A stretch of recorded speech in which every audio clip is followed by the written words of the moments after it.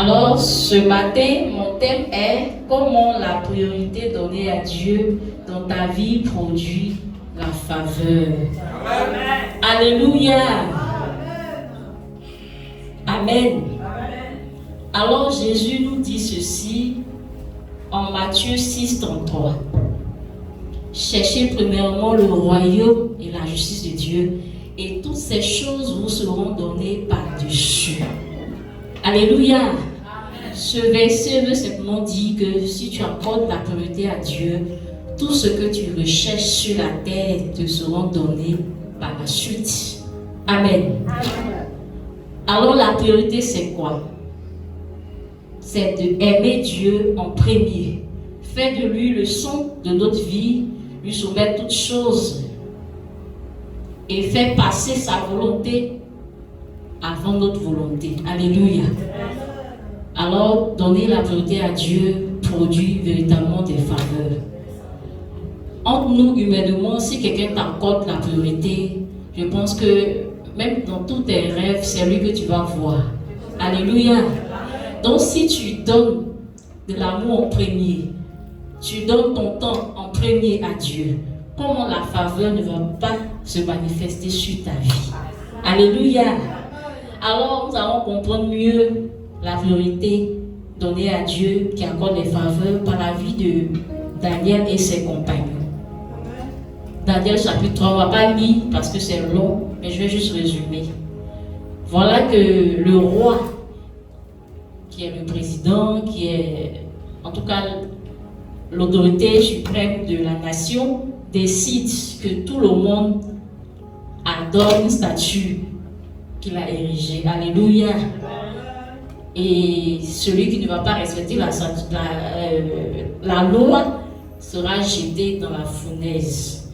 Et ce n'était pas d'amusement, c'était vraiment une loi arrêtée de façon politique. On ne pouvait pas aller comme ça. Alléluia. Et voilà que Daniel et ses compagnons qui ont mis Dieu en premier, qui ont donné toute la place à Dieu dans leur vie, malgré qu'ils sont dans le gouvernement, mais Dieu en premier. Alléluia. Et ils ont vu que cette loi-là n'arrangeait pas les lois spirituelles, car les lois spirituelles sont au-dessus des lois physiques. Alléluia. Et ils ont décidé d'aller contre. Et ils étaient prêts à mourir.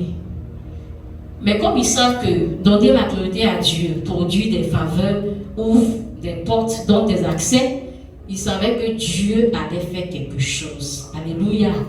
Et quand on lit toute l'histoire, on voit qu'ils sont vraiment allés dans la fournaise ardente.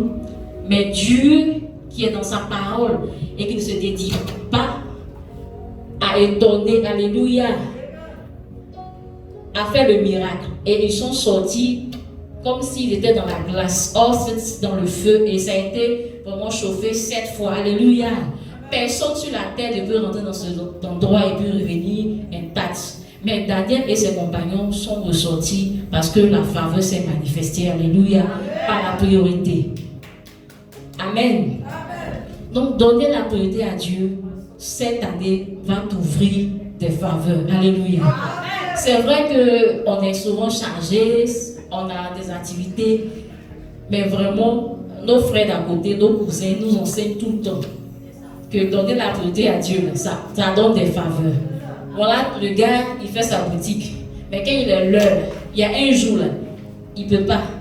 Elle dit, même s'il y a 10 000 clients devant lui, il va fermer et puis il va les payer. Mais toi et moi, souvent c'est pas évident, on regarde un peu à la fatigue, on dit bon c'est trop loin, et je vais quitter jusqu'à Yopougon pour aller adorer. Vraiment aujourd'hui on doit m'excuser. Alléluia. Comment la faveur peut se manifester en cette année dans ta vie si Dieu n'est pas en premier, alléluia, en toutes choses. Si Dieu n'est pas au cœur, au centre de toutes choses, comment la faveur que nous recherchons peut se manifester. Amen.